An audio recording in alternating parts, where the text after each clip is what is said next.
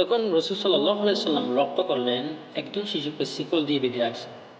তখন ওই সাহাবীটাকে জিজ্ঞেস করলেন, সবই বুঝলাম, তাহলে ওই বাচ্চাটার উপর জুলুম করে কেন?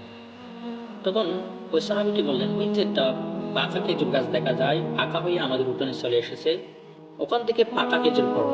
আমি আপনার মুখ থেকে শুনেছি, কারো জিনিস না বলে নেওয়া, না বলে খাওয়া, তার নাম চুরি। মান দাখালাল জান্নাতা জাসাদুহু যিয়াবিল হারাম। ওই শরীর কখনো জান্নাতে যাবে না, যাচ্ছে না, যাবে না। ওই শরীর, যে শরীর হারাম দিয়ে লালিত পালিত।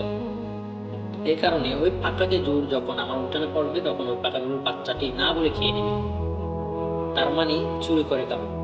তাই ও বাচ্চাটাকে আমি শিকল দিয়ে বেঁধে রাখি। আমি যখন কর্মরত অবস্থায় চলে যাই, আমার স্ত্রী ছুটাছুটি করতে পারে না, যার কারণে আমি তাকে শিকল দিয়ে বেঁধে রাখি।